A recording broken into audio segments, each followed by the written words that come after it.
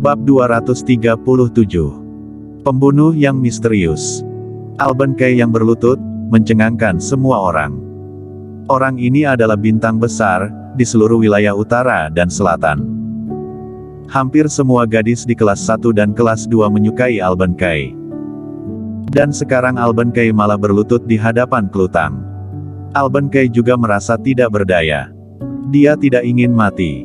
Dia berlutut, dan memohon, "Nona Klu, aku telah bersalah, mohon ampuni aku, dan lepaskanlah aku." Seorang penggemar Alban-Kay tiba-tiba merasa tidak senang, berjalan kemari, dan hendak membantu Alban-Kay berdiri. "Alban, ada apa denganmu? Mengapa kamu berlutut di hadapannya? Kamu adalah seorang artis yang terkenal, kamu adalah idolaku." "Klutang, apa yang kamu lakukan pada Alban?" Banyak orang yang menyalahkan Klutang. Idola mereka berlutut di hadapan Klutang, hal ini membuat mereka semua marah. Kintiasu pun tampak sedikit bingung, sambil menatap Klutang. Hanya Klutang yang tahu apa yang sedang terjadi. Dia melirik Kingston Jiang. Kingston Jiang berkata bahwa dia hanya menceramai Alban-Kay, mengapa sekarang Alban-Kay datang untuk berlutut dan mengakui kesalahannya. "Suamiku." Dia menatap Kingston Jiang. Kingston Jiang mengangkat bahu, dan berkata, "Mengapa melihatku? Aku tidak tahu." Klutang segera berkata, "Kamu, bangkitlah dulu." "Tidak, jika kamu tidak memaafkanku, aku tidak akan bangkit." Alban-Kay takut mati, jika Klutang tidak memaafkannya, dia pasti akan dibuang ke laut oleh Kingston Jiang untuk memberi makan ikan. Aku sudah memaafkanmu." Setelah mendengar perkataan itu, Alban-Kay merasa sangat gembira, dan buru-buru berkata, terima kasih Nona Klu." Setelah meminta maaf, dia berdiri dan pergi sambil ditatap oleh banyak mata yang tampak khawatir. Tetapi semua orang tampak bingung, mereka semua tidak tahu apa yang terjadi. "Klu, apa yang terjadi?" tanya Kintiasu. Tidak ada." Klutang tidak banyak berbicara, kemudian membantu Kintiasu berjalan pergi. Tidak lama kemudian, mereka sudah tiba di kamar Kintiasu. Kintiasu bersandar di bantal. "Klu, maafkan aku salah paham padamu, aku ingin berterima kasih padamu dan Kingston Jiang, jika bukan karena Kingston Jiang, mungkin aku sudah berada dalam bencana hari ini." Klutang tersenyum dan berkata, "Kita adalah sahabat baik. Bukankah aku sudah seharusnya membantumu? Bantulah aku ingin mandi, aku merasa tubuhku sangat lemah, dan terlalu lelah, setelah mandi aku akan tidur, aku akan membicarakan hal selanjutnya besok, aku akan melapor polisi setelah aku menghadap naga hitam besok." Apa yang dilakukan oleh Kinan Guan sudah melanggar hukum pidana. Kintiasu harus melapor polisi, agar Kinan Guan diberi hukuman yang pantas dia terima. Klutang membantu Kintiasu pergi mandi. Setelah mandi, dia tidak pergi. "Klu, tuangkan segelas air hangat untukku." Kintiasu memikirkan peringatan Kingston Jiang. "Baiklah." Klutang pergi untuk menuangkan air. Setelah menuangkan air, dia menemani Kintiasu di kamar. Pada saat yang sama, di luar villa, Hans Ding sudah menunggu di sini selama beberapa jam, dari sore hingga sekarang. Pada sore hari, dia sudah menelepon Kak Elvis dan meminta Kak Elvis untuk mengirimkan seseorang. Orang itu sudah tiba sejak lama. Tetapi dia tidak bertindak gegabah, dia hanya menunggu. Menunggu sampai malam. Di dalam sebuah mobil. Ada sebuah perban di hidung Hans Ding, dia melihat jam, saat ini waktu sudah menunjukkan pukul 10 malam. Ada kebencian dalam ekspresi wajahnya.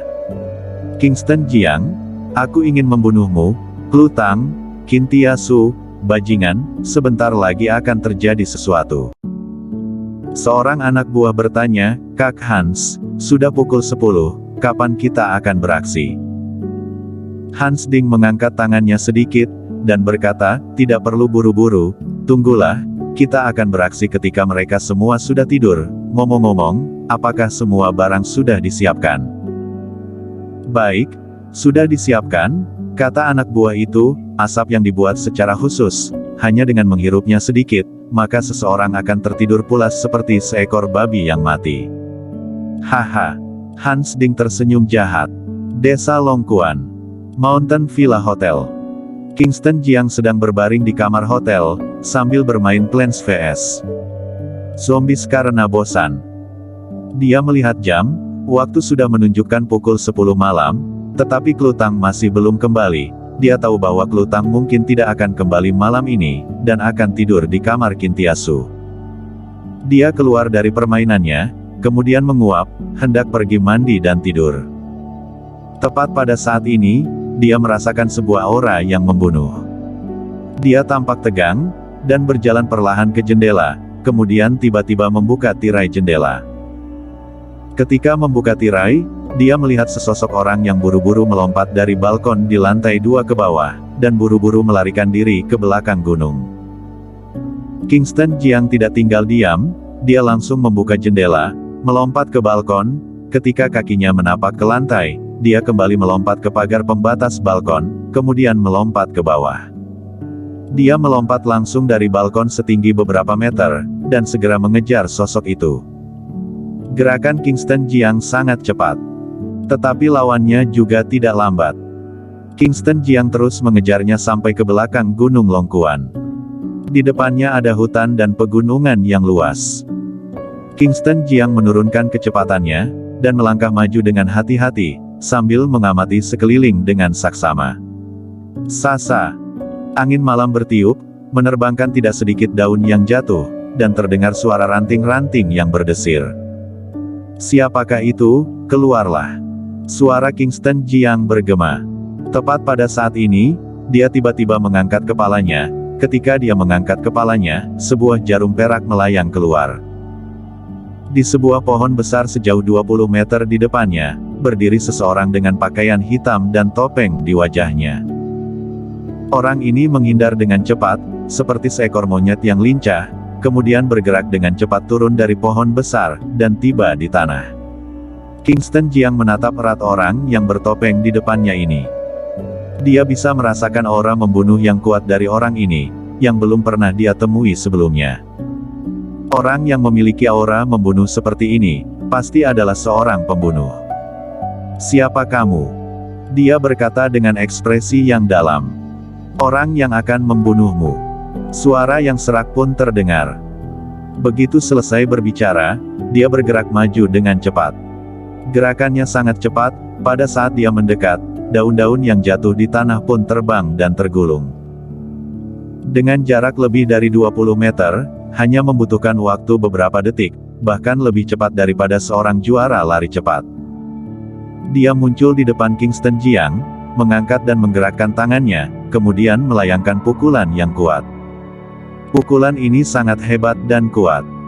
Kingston Jiang mengangkat tangan untuk menyambutnya.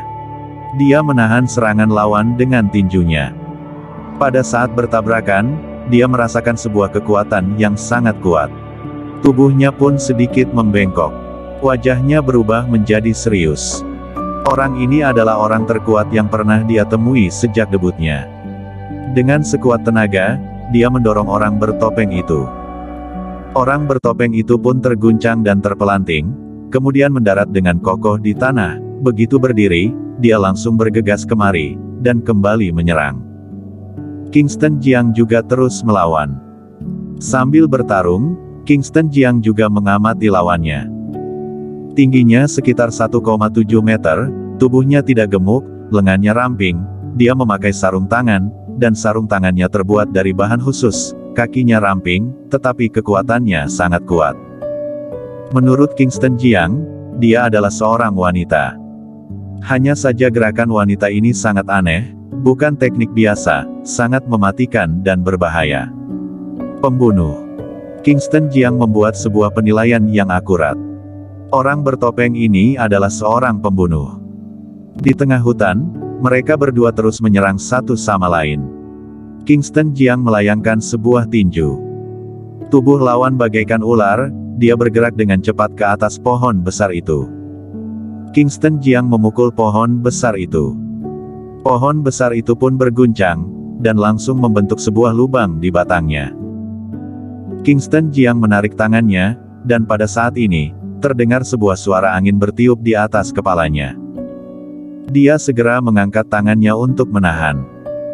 Dia berhasil menahan pukulan yang pertama, tetapi tidak berhasil menahan pukulan kedua dari lawannya itu.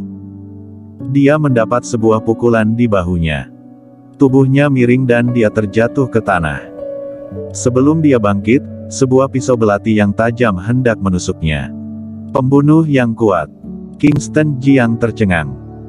Tubuhnya memantul seperti sebuah pegas. Untuk menghindari tusukan pisau yang tajam itu, tubuhnya berputar di udara, kemudian salah satu kakinya hendak menendang kepala lawan.